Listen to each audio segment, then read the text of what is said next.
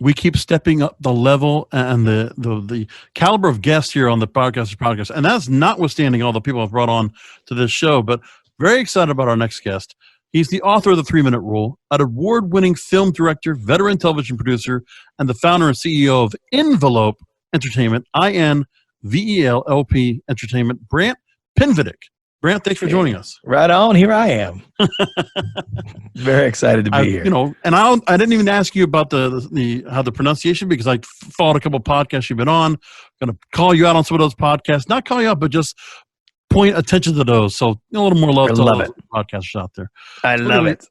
A bit about you. You're, again, award-winning film director, veteran TV producer, C-level sales and presentations coach, keynote speaker, top-rated podcast host, columnist for Forbes. God, I'm not even done yet. Named to the Hollywood Reporter's 30 most powerful reality TV sellers, widely recognized as one of the greatest creative sales leaders in Hollywood. Now, first, for those of my audience that know, I work for programming, and I'm the program director for CannabisRadio.com. So I talked to Keith Allen, who is the organizer of the Bud Tender Awards, which is a brand new event that was held in Las Vegas. And you spoke on a panel at this event, the inaugural event, called Stop the Madness, Creating the New Story of Cannabis Culture. So this is a different venture. What drew your interest into cannabis? What was the point that you wanted to get across to the cannabis industry that was in attendance? Well, it was interesting because they asked me to do the keynote and talk a little bit about it. And I had to really think, because I've been working a little bit in the cannabis space, but more on the political side. Right. And in the lobbying space and helping sort of the general story as an industry. And so I said to Keith, who was the founder, I said, I'll do the keynote, but I got to tell you, like, my take on the cannabis industry is not like all fluff and roses and everything like that. Like, I'll tell you, I'll walk people through the real story of where we are as an industry and where you need to go and how far you really are from legalization. There's a vibe right now that they're one step away, like it's almost there. And it's like, no, you're a long ways away right now. So it was good to just sort of like lay out the story of how the other industries have been using story and the effectiveness of telling a good story to further their cause. And it really showcased how basically marijuana in general has been on the losing end of a story for about 90 years. Yeah. And, I talk a lot about, like, listen, everybody understands that money runs politics in Washington, but what you really don't understand is, like, money doesn't drive politics. Money is the gasoline, right? It's the engine, it's the oil that makes the engine work. But the driver of politics is story. And when you get the right story and the money, then you can make policy and culture happen and culture change. And that's what the industry in the cannabis world needs, is a cultural shift. And to do that, they've got to start acting as a single industry with a single goal. And right now it's a bunch of sort of quote unquote rogue operators, fighting over the scraps of this semi-legalization that's been going on in a few states. And it's not helping. Now, for those out there, we're going to get into broadcasting and TV and all that good stuff in a moment. But I do want to take about this opportunity to talk about this because of the fact that at least I agree with you wholeheartedly that it is unorganized right now. But I at least see within the cannabis space there is what's going on within several organizations within the hemp and cannabis industries that are trying to self-regulate. They're trying to at least put some kind of accountability and reputation across. So just spoke last week with the National Association of Cannabis Businesses. We're partners with the NCIA. There's also the Hemp Authority that's trying to create certified seals. So they're trying to put certain things in, like almost like a USDA kind of feel, an approval process. Yeah. And I guess the other thing, when it comes to the politics, it's a matter of, well, I know Senator Bernie Sanders just recently put out his new plan for decriminalizing marijuana, but it's not necessarily the full legalization. There's some of that that's being put into play. I know that the States Act is still being rambled around. Safe Banking Act also into play. So the formulation of things being put together for the states is trying to get put together. But again, it's so fractured at the moment because we don't have any kind of, or any cohesion between the states. Same thing goes for well, you got no protection. That's the biggest thing you're missing, is that the states are not your friend in legalization. They're like the scene in Goodfellas where it's like, hey, invest in my restaurant. And you're like, great, now I have, Paulie's an investor in my restaurant. I was like, great, okay, now pay me. Oh, you may have a good month? Doesn't matter, pay me. Oh, you're late. Doesn't matter. Pay me. Oh, you're transferring it between counties. Pay me. And really, what people are realizing now is that the government is a vicious mafia type setup, and that's really where their concern is. And because we don't have the federal legalization movement, none of the big boys can come in. Johnson and Johnson and Procter and Gamble can't come into this space because of the federal legalization, which is good in a lot of ways, but bad in other ways, because those guys protect you. They keep the government from ruining and extorting you. And right now, if you talk to a lot of the sort of bud tenders or any of the real companies, it's like they're being extorted. That's the only way I can describe it. So it's a difficult process. I'm going to get you on one of our shows. There's a show I do called Blunt Business on the Cannabis Radio Network. I'm going to see about trying to get you on that show because I'd like to go ahead and prod your head on that topic because we could go on for a while about this. The other thing, too, I will make mention before we go move along is at least there's a little more pressure because now I'm seeing that it looks like as early as this week, Mexico might legalize altogether. So Canada, Mexico, putting that kind of pressure on, we're going to see that the market's going to want to try to go ahead and accelerate. I know marijuana stocks are going to take a nice hike as a result of that. So there's a lot of enthusiasm, a lot of motivation, but it's Congress that needs to get themselves together.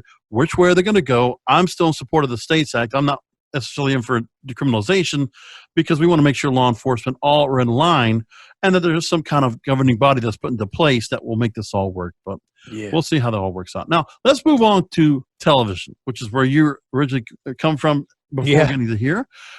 Investopedia.com reported, quote, "The style of television that most North Americans over 20 years old grew up with may still be hanging on, with popular shows like This Is Us, Supernatural, Modern Family doing extremely well for the respective networks. But in the last decade or so, there has been definitely a power shift. Scripted shows with continuous stories and character development that require teams of writers and set designers have been pushed to the back seat. Now writing shotgun are multiple baby families, racially stereotyped pastry chefs, and bug eaters.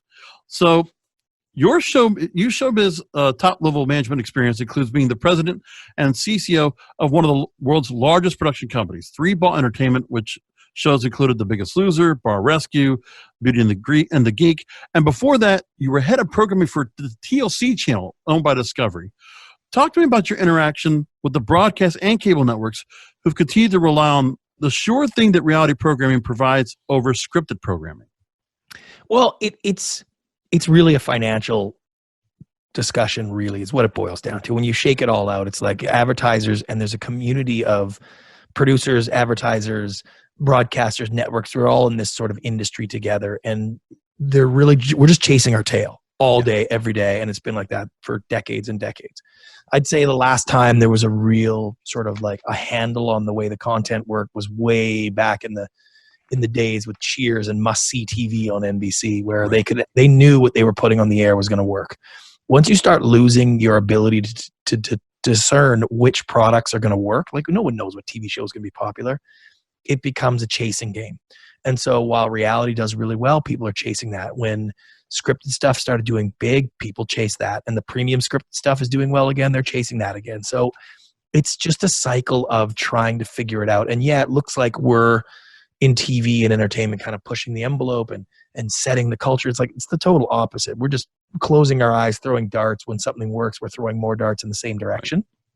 So, but it really does boil down to the sort of community that's created in this industry requires advertising, and nobody wants anything to change. And that's why it's been so slow, right? Like TV is still TV. And it still works, and network TV still do well, and people who have big TV shows are still celebrities. And it's because there's a huge, huge industry of hundreds and hundreds or thousands of millions of jobs that are dependent on this system, and nobody wants it to change. And when someone goes online and has a YouTube channel and PewDiePie makes $7 million, he's really the only one who makes that money. He's the only one that's involved. Whereas one TV show has 300,000 viewers, you've got an entire ecosystem relying on that. And that's why those shows get more attention and have more credibility in the space, because the culture's created that. I've been amazed in the last 20 years how much how the breadth of reality show programming we've had that's on our TV, and it's just come across it. I mean, we had some of those kind of effects on certain things where we saw through talk shows, game shows in our past, where we got to see, the real humanization of people on camera that were not, stars, that were not made for television. We got some of that, but then to really take it out and put it into the field has been really interesting in so many different ways. It's never going away. That's Now, right. what's funny is there's a love-hate relationship with reality TV, which, I can understand. And a 2018 Morning Consult Hollywood Reporter survey showed that 45% of adults said they have a favorable view of reality TV. 40% have an unfavorable view. Do you feel, Brant, that viewers in our age of smartphones and tablets the fact is that reality TV really just gives the right amount of entertainment to satisfy the attention span of the current majority of viewers? Like, it's something to watch in the background. You don't have to necessarily pay attention to it completely. You're not going to miss something if you miss a couple minutes. I mean, no, not really. I don't know if I agree with that at all, because Okay. it's the way entertainment works is it's so specific to you, what you like. And I mean, anybody who's got kids know you watch some of the stuff they see online. You're like, I don't understand why that's funny. And how could you watch that? Why are you watching people play video games instead of playing them? Right? Like the interpretation of what other people find entertaining is really hard to put your finger on. And I watch a lot of scripted stuff. I watch a lot of reality stuff. It's just like, it's all so different now. And the industry is so mature. Like, you're watching Naked and Afraid, which is not people fighting. It's not that kind of stuff. It's a journey of people overcoming certain obstacles. You watch Real Housewives, it's a completely different vibe. Or Survivor, like, the shows are so different now, and they provide so much different content that the idea is that you're watching it in real time of real people. That genre now is so big, and I think that has a big appeal. And yeah, there's people who just want it in the background, but that was Funny Home Videos was like that 30 years ago. So Yeah. it's just a matter of, like, people are desperate to find something that will entertain them, and they glom onto whatever that is. And in the industry, we'll make any show you want. You want shows about podcasts? Fine, we will make shows about podcasts, but until the audience shows us what they want to see, we don't know. We just throw stuff up there. If the Kardashians didn't work, you'd never see shows that looked like the Kardashians. There'd be none of them out there. So it's nothing to do with the industry. It has only to do with the audience. The audience likes these things. They consume them. They're cheap to produce. We make money. You're going to get more of them. Right. And then obviously there's some channels that are just relied upon. I would think HGTV or DIY actually fits that role, because most of the shows, I feel like they're just reality shows themselves. But it's like you're getting to see the real feel of how homes are being built in the same way. But then there's also the shows that are pure entertainment. You can say like a bar rescue, or, just something like The Voice or Masked Singer, things like that. Yep. Now, so I'm just wondering if it was just like, if that second screen viewing thing was a factor to it, why it would be easier. Because then for some shows, for my own viewing, it's hard for me to say, okay, I'm going to watch a scripted show, or I'm going to binge something through Netflix or Amazon or Hulu or whatever, and stick to it. If I have my computer on, I'm doing other stuff while I'm watching, I can actually just kind of watch and see what's going on, and not, I can make it more like a second screen viewing and not focus solely on doing nothing else but watching TV. Well, what we found in the industry is second screen viewing is like a myth. It doesn't really work yet. Because people don't really do that. They don't really interact between two things. Because if you can't keep their attention on one thing, they're not paying attention to 2-3 things.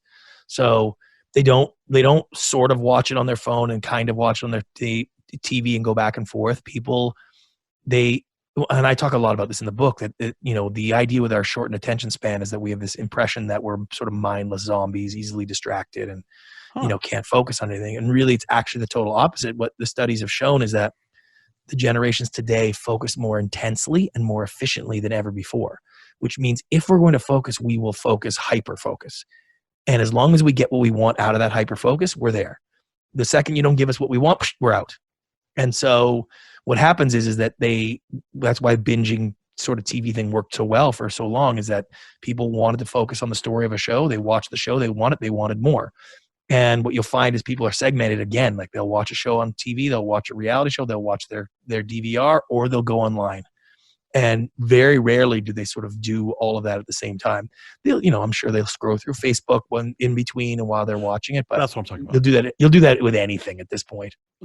Yeah, you're right, and that's kind of where I was coming from with that. Was it if I'm watching, say, so if I'm watching wrestling because I'm a big wrestling fan, and I'll follow along and you see what other people are saying about it on Twitter, reply back during the bout. I know Bachelor has that. You always see certain shows that will be trending on Twitter, and that's obviously good advertising. But if it is where people are staying in tune and able to do that, then I understand how you can say that there really isn't that second screen experience. It's really not that.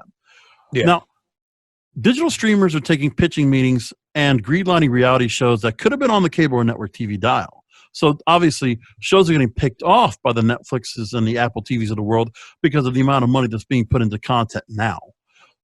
Talk to me about the gauge that you see right now, if you were looking at it, about the interest that there is, that people are like companies like Three Ball would be having from Netflix and Hulu or Amazon, as opposed to the networks and the cable outlets. Well, they're more aggressive. The streamers are more aggressive about trying things and getting their hands on programming. They don't have the same financial structure, which is a huge advantage in some ways, where they'll just be like, hey, we need some programming in this world. Let's just go spend money and buy it. That works great. The problem a little bit is that when you have something on Netflix, and anybody who has Netflix will know, it's like, it's kind of impossible to find anything on there. Yeah. It's like, I always joke that I tell people I have 5 Netflix shows. And it's like, what are you going to do? You're going to figure it out? How are you going to know? Like, how would you know the difference? You know what I mean? Like, I could make up 10 titles and say they're on Netflix. You'd never be able to verify that in a million years because there's so much stuff on there. And the viewing and searching and gauging experience is a little bit fatiguing. And what you're going to find is, my prediction, and we're already seeing, is that same thing that happened with live sports and live programming is there is a little bit of the yearning for the call to action. I want to know that Tuesday at 8:00, there's something I should be looking forward to and going to. And somebody telling me where it is and telling me how to get it. And you'll find that even on Netflix with their new rap one, The Hustle and Flow, they didn't do it with an entire binging set all at once. They made you come back because people kind of want to have that little bit of direction. So there's a little bit of a trade-off. From a content provider, it's great. I mean, the numbers are up. I'm going to be able to sell more stuff. But that's starting to wane already because they're stocked up with programming, and now they're like, what's next? What's bigger? What's different? Like, it's like, oh God, now you sound like the networks again. Well, you make a great point. I mean, wouldn't you think that if you are pitching a reality show, say like I was Keeping Up with the Kardashians, wouldn't you want to have that still be appointment viewing and just say, well, we don't want to just have people binge 12 shows at a time and that's it. We want to keep people hooked. Yeah, and it's programmed into our DNA right now. It's still part of our culture. And it has a layer of exclusivity. It has a layer of credibility, of sort of, there's a barrier to entry that people appreciate. And that's a big thing. And that's across everything. I speak a lot about this with companies, about the perceived barrier to entry. And even I just signed on to do this big new podcast with a huge investment bank. And I said, like, I'm not interested in doing another podcast unless you get me terrestrial radio. Oh. And they were like, what? You want to go like classic radio? And I was like, yeah, because in the world today, there's a perceived barrier to entry to getting a radio show. And so even though there's not as many people listening as you'd be surprised how few people are listening to radio, but the general audience still sees that as some gatekeeper anointing you good enough to have your own radio show. And whether that's true or not true or easy or hard doesn't matter. It's that there's a perceived barrier to entry, and that barrier to entry has some serious credibility and plays. And so for me, is like, as a brand, I'm like, listen, I don't need another podcast. Anybody can do a podcast now, and the audience understands that. Still, somebody's got to approve you and sign something to get you a radio show. Well, I agree with you on that, because what you really want is, you want to create that perception of something. Well, when it comes to a show like you would do, if there's a lot of new information, breaking news is happening, if it's real time happening, then you don't want to have it be you don't want it to be a show that's just a binge worthy type of show. Same way when reality TV. If you had a Survivor or a Bachelor or Bachelorette, and you're just binge watching the roses being given out and the people being knocked off, who wants that? You're taking everything away of what makes the show in the first place. Yep. Yeah. So and people long for that. They love that. It's part of who they are. It's part of what they want. Right. All right, let's go ahead and move along now into your work as the entrepreneur. Let's go ahead and I want to talk about an article that you posted on LinkedIn titled "The Celebrity CEO: Why Branding Yourself is as Important as Branding Your Category." So I'm going to take a nice little chunk out of this article. I'm going to ask you about it. Quote: "The recent explosion of social media marketing and pioneers like Kim Kardashian West." Yep, I just called her a pioneer, have elevated the concept of personal branding and created a new phenomenon, the celebrity CEO. Whether you're an entrepreneur or a CEO, this trend is not something you should ignore. In fact, crafting a brand strategy for yourself as the face of your company is arguably as important as developing your company's brand image. Less than 2 years ago, I didn't have a single social media account. In fact, I was so loathsome and fearful of social media that I decided to make a documentary about it entitled Why I'm Not on Facebook. The success of the film made me instantly recognizable, elevated my status to what I jokingly call micro celebrity. Ironically, it also prompted my precipitous plunge into all things social media and awakened me to the power of being a celebrity CEO. End quote. Do you think that the idea of celebrity CEOs is what's driving the rise of the social media influencer trend? I mean, a little bit. It's really almost like a backlash against marketing. Because what happened was when people found the sort of internet and it started, there was then right quickly came the marketing efforts and the ad industry. And they had some really great tactics and they had some really things that worked. And then eventually you realize that that's clickbait. And those headlines weren't leading you where you wanted to go. And then they tried ClickFunnels. And then, so we've been bombarded at a crazy level for decades. And it's made us distrustful and very skeptical. And so what the brand of like a celebrity CEO or the person who's at the head of the company being accessible and connected, it creates this level of sort of honesty and connection, and you cut through. Now, unfortunately, even since I wrote that article for Forbes, it's now starting to turn the other way because people have used and abused that form as well to reach people. So now you know as well as I do when you follow your favorite person, they're selling you something. They're going to take sort of sponsored posts and put an Instagram sponsored post and tagging people and all the things that used to work so well on social media as that celebrity CEO now have a diminishing return again. And I've seen it in my even with the new book, like I have big high profile friends and they've done some amazing posts and stuff for me, but it doesn't move the needle like you'd expect. And even with my podcast, I've had huge celebrities in the podcast and it's like, yeah, I get a lot of downloads, but in general, they don't have the influence that it used to. And I see that trend continuing the opposite direction. Now you kind of have to be accessible as a CEO or in a business as part of the sort of the general, process of being in a business, but it doesn't have the same return on investment that it used to. It's very interesting. And I would love to ask you further about the idea of ClickFunnels, because just within the internal circles of what I'm doing, I know some podcast companies that are looking to use that as marketing purposes. Do you see them as effective or no? Well, do you spend a lot of money on ClickFunnels personally?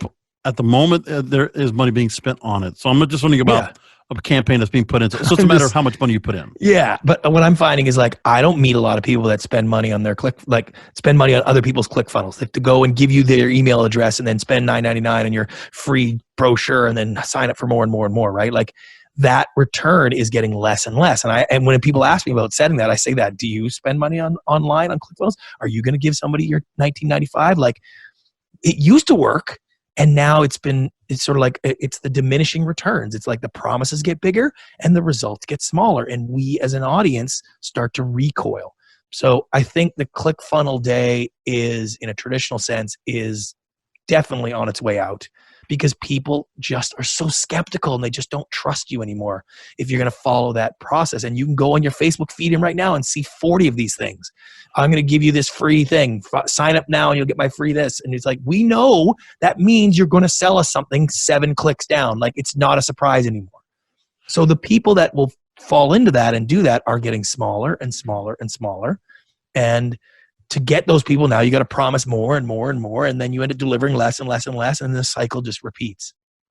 Now, I wasn't thinking about talking about this, but we do have quite a few podcasters, and one like myself, independent. I do work with a couple of big podcast networks, but I do this independently on my own, and I'm trying to monetize it on my own. The only thing I'm trying to do right now is affiliate marketing, which it really, if I can get links that I can work with and monetize one way or another, I know that's what a lot of other companies do, or just use CPM campaigns through whoever their host is. if there's aspiring podcasters out there or those that are independent, what is the best way to market and monetize? Simplicity and honesty and straightforwardness. That will cut through everything right now. Like, I'm doing an ad campaign for my book, and I'm literally saying, like, you've seen 100 or 1,000 of these people with books offering to give them away for free. I'm not giving you this book for free, because if it was free, you wouldn't want it. That's it. Like, and people understand that. And so it's like, what do you offer? What is the unique element about your podcast that you deliver? Let's just get to that. Forget anything else and just give me exactly what I want to know. I want to know what it is. I want to know how it works. I want to know some sort of verification that what you're saying is true, and then tell me how to get it. And sort of what I do in the book is basically show people how to, like, strip out all the crap, everything you want to say, get rid of that, and focus on only what needs to be said. And ironically, like, that's what cuts through. People hear that more than the yelling and the shouting and the trying to be bigger and better and trying to impress them with graphics and trying to impress them with cool words. Like, it doesn't work anymore. It's fascinating. That really opened my eyes there. All right, I want to go along and talk more about the celebrity CEO idea. You spoke with fellow entrepreneur Grant Cardone in that same article, which you said was in Forbes as well. You published it. And he said this about this. Quote, the old saying goes, people do business with people they trust. But now with social media, the saying should be, people do business with people they know. People know me, and right now that's more important than whether they like me. If they don't like me, they can still choose to do business with me. If they don't know me, I have no chance. End quote. Do you feel like television is starting to lose its role as the medium that people want to be seen on? Yes and no, because television, again, still has that barrier to entry. And I always say, like, Anthony Bourdain, God rest his soul, friend of mine, he never was on a television show that had more than 1 million viewers. Wow. Like, not once. And he was a household name everywhere. Whereas one of my friends is a comedian named King Batch, and he gets, and I mean millions and millions of views of every single video he puts out basically every day. And yet he struggles for name recognition. It's, he's not like a red carpet phenomenon. You can't go through the pages of People magazine and see him sort of pumping gas and being like, stars are celebrities too, or celebrities are people too. Like, it's a weird thing that someone who has that much reach and connection doesn't have the same perception of celebrity that somebody like Anthony Bourdain or an actor who's in one movie has this level of celebrity, right?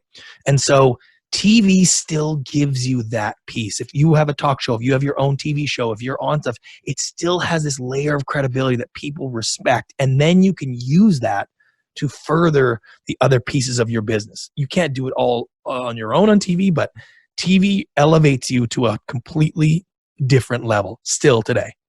I think, and I like how you say that, because for me, I like to think that there's a bit of a parallel. I think there's those that want to be popular online and those that would be popular in television, because I think there's a difference between if you're a celebrity or if you're just some kind of figure, do you want to be on Jimmy Fallon or do you want to be on Joe Rogan? It's kind of that dynamic. Do you agree? Yeah, but the idea is if you can get on Jimmy Fallon, you get on Joe Rogan.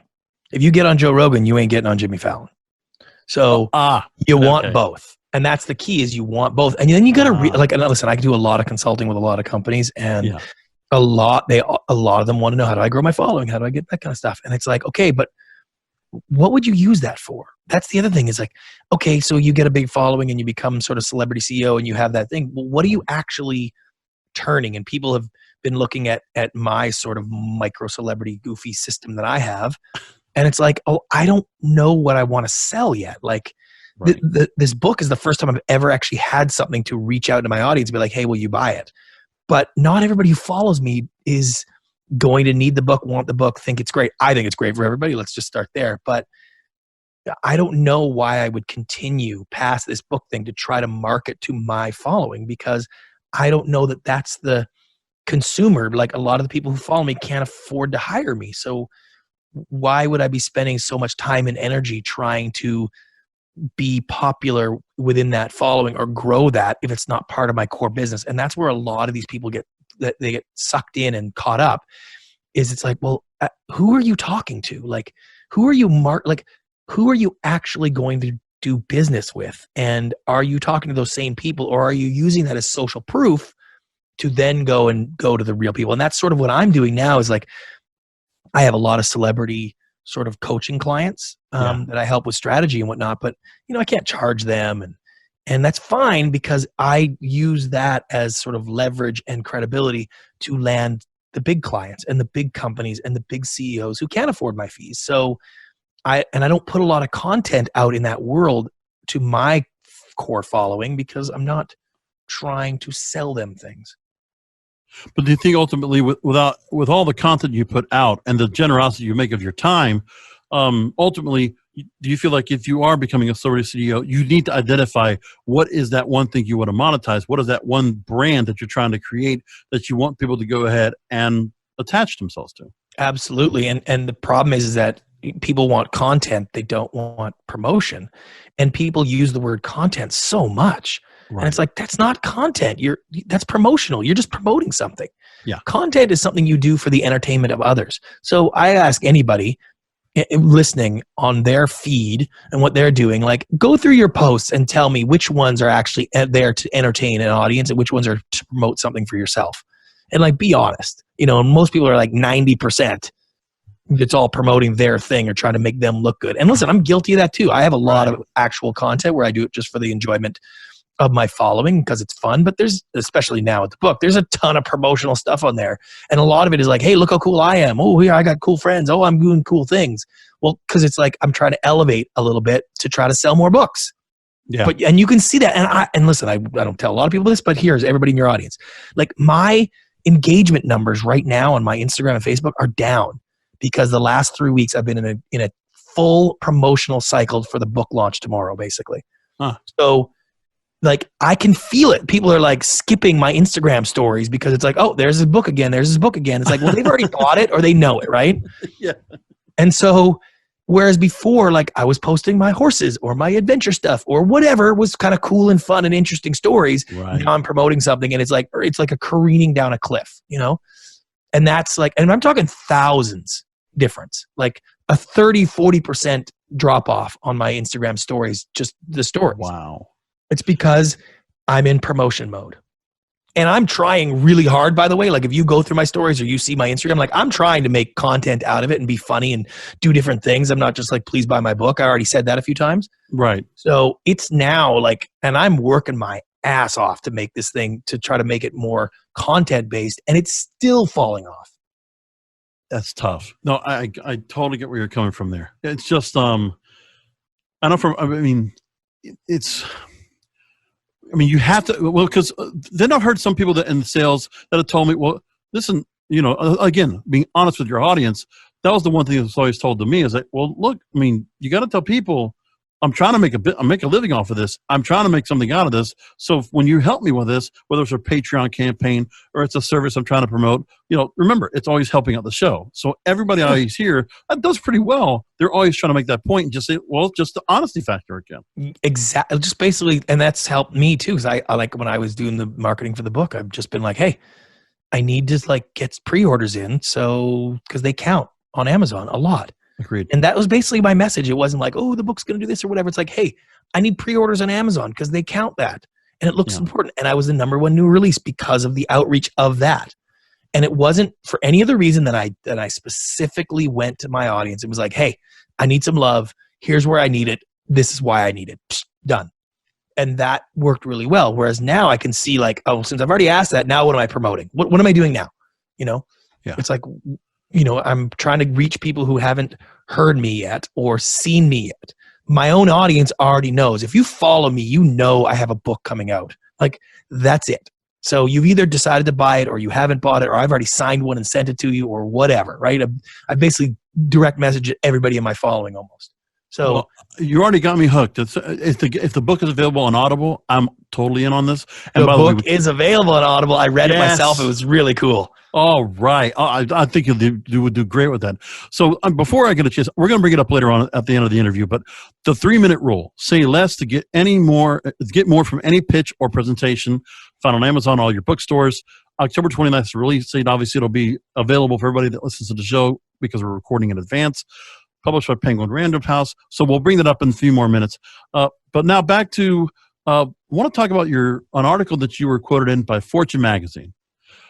It was about TED Talk strategies to be compelling at work. And you were one of the people who was asked about You said this, quote, one misstep people make in persuasive communication is starting with a big claim to impress the target audience, whether it's a 300-person auditorium or a 9 a.m. at a manager's meeting. When you do that, you've immediately set up people to try to disprove what you said.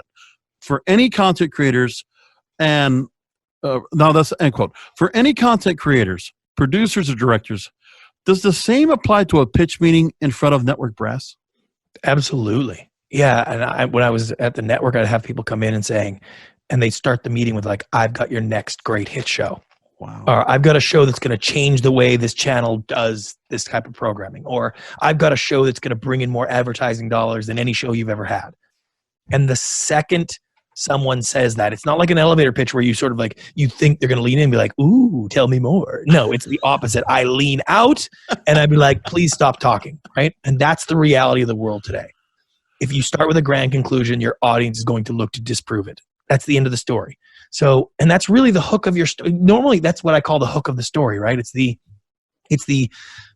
cool part of the movie. It's the main theme of what you're trying to pitch, present, or sell. And so why people want to start with that up at the beginning and then try to prove it is hard for me to grasp. It's been done for the last 50 years. It's called state and prove. And it used to work. We used to state something. This is what this product did, and it's so amazing, and then I'm going to show and prove it to you. And that worked great when there was no access to information. When if I told you something away, this pen writes, and it writes for 4 miles continuously and never loses ink. It's like, what are you going to do? Run down to the library and open an encyclopedia and see if that's possible and run some trajectory tests? No. Whereas now, if I say something like that, you're already on your smartphone being like, distance pen can write, right? So it's like, it doesn't work anymore. No. Now what we do is what I teach is called the inform and lead process, which is I lead you with the information to a mutually assured conclusion. What your conclusion is and my conclusion should be the same thing. And when I was pitching Bar Rescue is a great example. I had John Taffer, who's a big personality, and my hook of that show was John Taffer is going to be the next Gordon Ramsay. He's the Gordon Ramsay for bars and restaurants. And that is a fact. Yeah. And it's proven that is what's happened. Now, at the time, if I would have walked into the network offices and went to the president of the network with John and be like, hey, we've got a great show to pitch you. It's with John Taffer. He's going to be the next Gordon Ramsay for bars and restaurants, right? Would they have been like, oh, I'm so excited. Let's hear it. They would have been like, oh, God. Rolling of the eyes, right? That's not what happens. So I went in there and I explained, here's Bar Rescue. Here's the idea of the show. I set up the world, bars and restaurants, how they're so relatable and everybody goes, all that kind of stuff. Then I explain how the show works and what we're going to do each week and why it's going to do. And then I talk about John's background and that he's been one of the foremost bar experts in the world and he's done all this kind of stuff and he's the passion and all that kind of stuff. And then I show clips of him doing what he does. And at about the 3-minute mark, the network president goes, oh, so he's like the Gordon Ramsay of bars and restaurants. So I informed the audience and led them to the grand conclusion. The grand conclusion is this guy's going to be a star and could be the next Gordon Ramsay. And that formula works really well for any pitch or presentation. You start with what you feel is your hook and you build the information to that hook. And I always ask people like, how did you get involved? Why do you think your podcast is great? Why do you think people should be there? Why did you take this job? Why are you selling this thing? You've come to that information, that conclusion on your own through a series of events and information. You got to share that with your audience in the same kind of pattern so that at that moment, they feel the same way you do. They see your information the same way you do. You know, and on Bar Rescues, what a great example. You know, because you have the Gordon Ramsays of the world or the Robert Erdvines of the world. And there's that kind of, you have to go and break that mold of like, okay, we see some certain shows before or they're coming out at the same time. And then John Taffer, Larger Than Life. I love that show, by the way. That's so fantastic. And by the way, I just noticed a story on here that was that of the bars and the restaurants that have been featured, you have a better success rate of the makeovers working for these places, which is the great part. I was like, wow, I can't believe you're able to do that. Well, it's hard, and we get lucky sometimes. But it's like anything. It's like change is difficult. Transformation doesn't stick all the time. So we've done really well with that show. Absolutely. Now, I would kind of ask you this too. Have you ever? Okay, there's one show I would always recommend to people if you like to get a little idea of the industry. I don't know if it's true or not, but I'd love to get your perspective. The show, the series episodes on Showtime. Did you ever catch that show? And if you have, does it actually kind of relate to what you had to go through? I mean, yes, it's like Entourage. It's Yeah, taken right from the pages of our lives. you're right. It's obviously, it's got a little dramatic effect to it. It's got bigger scenarios, but Yeah. none of those storylines came out of the blue. They all come from personal experience from somebody and stories that are in there 100%. Oh my God. Honestly, I mean, I 100%. never watched Friends in my life, but Matt LeBlanc, so funny on that show. Well, and I would say this, there are a lot of stories that wouldn't get into that show because people, even in that show, wouldn't think were real. That's how crazy some of the stuff is that happens around this town. And I love shows like that. You'll kind of poke fun at the industry a little bit, have some fun with it. I thought that show was just so well made. It's honestly one of the most funniest shows I've ever seen. I lost it so many times watching that show. Now back to no, you've done a lot. You've obviously, like you said, promoting the book and getting yourself out there. You were on Jimmy Fox's Unscripted and Unprepared podcast, and the little time did the little transcribing, and you mentioned that quote. You got the reputation of being pretty good in the room and being able to sell a lot of stuff people wanted to hear because people wanted to hear my pitches. And that was because I developed a system of making it about the idea of delivering the information. And I found out really quickly that people respond to with the current state of the 6 month long, that people respond to, end quote. Sorry. With the current state of the 6 month long stalemate with the Writers Guild and the Association of Talent Agents in Hollywood, which I've talked about on this program quite extensively, do you think that those making pitches for programming that need to learn your system, would it be best for them to go independent and make a better deal with agents and studios? I mean, there's so much going on in that fight. It's hard to really, I'm not picking sides, that's for sure. And I'm not really even in the industry that much anymore, so I don't really care what they do. But listen, the agencies have a lot of power and they have a lot of juice, and the writers have more. And it's just hard. It's hard to get in the middle of those things. But yes, the core of the idea and what they're able to do and how they're represented is a big piece. And what I teach, and I have a lot of clients in that world, is if you make it about you, then people will judge you. If you make it about the idea, people will judge your idea. And that's really what you want, is you want a fast no. You want someone to say, okay, I got the idea. It's not for us, right? That's one of the, other than yes, we love it. That's the best answer you can get. And I've had tons of times where I'd be interviewing people for a job or, having a producer come in and pitch me something. And they were so passionate about the idea that was bad that it started to make me think like, oh, if you think this is good or you think this is what should be on television, like you're not suited for this job, or I don't ever want to hear your pitch again because you don't have any clue. And I pitched lots of bad ideas, but I leave it at the bad idea. And I sold, I'm not going to say a bad idea, but I sold a really wacky idea about celebrity diving. It was called Splash and it was on ABC. And it turned out it was a hit. Our parent company in the Netherlands had sold it, and it was a big hit in the Netherlands. Wow. And so I had said, when we were talking about it, it's like, I can't go pitch Dancing with the Stars, but for diving, like that's just ridiculous. It's a goofy, ridiculous idea. We won't get anybody any real celebrities to cast in to jump off diving boards. Like this is silly, but it was a big hit in overseas. So maybe not for somebody today, but we did have Circus of the Stars. We had somebody bowling back in the day. So you think I know we did Battle of the Network Stars for Christ's sake. Listen, and that's what I did. So when I called the head of ABC, I literally said, "Listen, this idea is going to sound a little crazy. I can't believe I'm going to pitch this to you, but I have no choice because it's a huge hit in Europe, and there's just something about it which is so oddly compelling. It might work, and so here's the show. That's it." And so even if he would have said, that is the dumbest thing I've ever heard, we would have laughed and it wouldn't have affected me whatsoever. If I would have called and said, oh my God, I have the greatest idea. I'm so excited about this. Is going to change television and it's going to be a huge hit and you have to get it now. Otherwise I'm going to sell it to somebody else. And he might've been like, you thought that was going to be like, how embarrassed should you be? Right. So somewhere on that scale is usually where you and your information sit. And that's why I started always making it about the show. I didn't make it about me or trying to impress anybody with anything else, but here's the details of the show. And that actually had more of an effect and developed more of a personal reputation for me than trying to be all flashy and big and bold in the room. That's fascinating. I read a lot of books. Well, I'm a big Audible guy, and one of the things I've been doing is, I read the self-help dating books, and they always and when it comes to dating men or women, you'll get to the fast no, get to the rejection as quick as you can. It's like same thing here. Yeah. It's amazing. It's something like that. But yeah, there's that part, and then also to unpack the part of, I bring up the question about the WGA ATA strike because I also think, the way this is going on. This was April it started. And we're still here. They're not even meeting right now to negotiate. So this is going to roll over next year. I know that the SAG after sector is going to be also coming up to the same thing.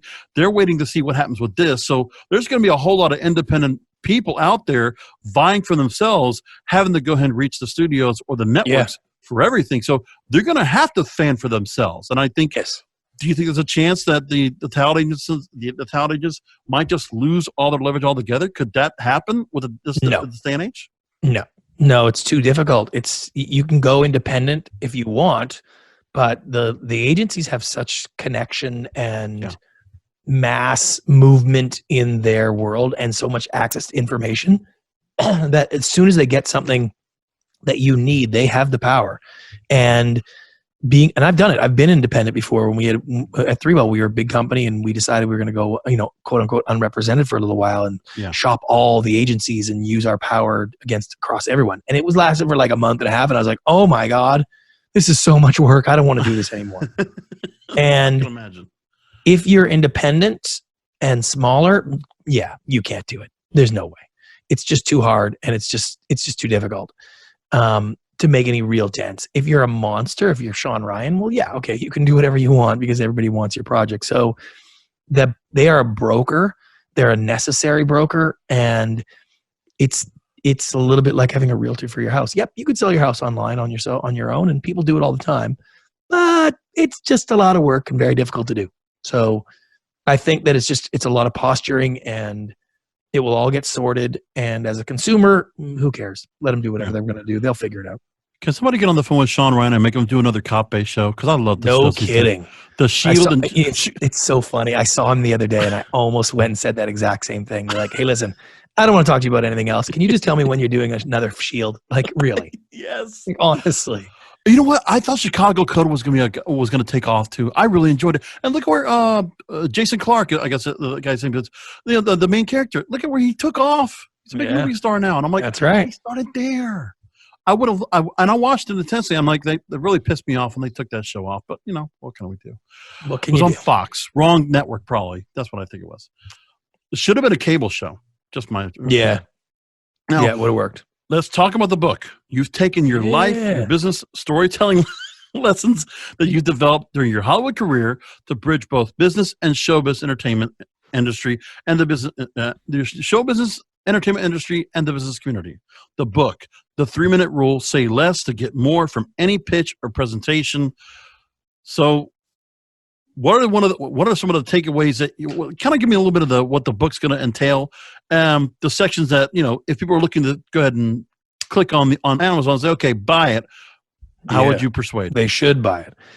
Look, I'm it's going basically, to. That's right. It's the 3-minute rule, and the 3-minute rule says everything about your business, product, or service must be conveyed clearly, concisely, and accurately in 3 minutes or less. And in those first 3 minutes, it's really important that you capture and maintain your audience's attention. You create engagement with your audience directly so that you move to the next level. It's not about getting everything in those first 3 minutes. It's about getting what needs to be there so they have an understanding. And what I show in the book is how to use Hollywood storytelling techniques to lead your audience to the right conclusion. And the book really takes you step by step how to pitch or present or communicate anything of value to somebody else. And I'm really happy with it. It's gone really well so far. But the idea of simplification and simplifying your message is so powerful in the marketplace right now. And people are finding that, information is their value and clarity is really compelling. So the book takes you through a ton of fun, cool Hollywood stories, but really it's about the process of separating what you want to say from what needs to be said. Fantastic. And honestly, like I said, I'm an Audible reader. I'm going to pick up the book. I'm going to look forward to hearing you the way you're speaking right now. I mean, it's exactly what you're going to hear in the Audible book.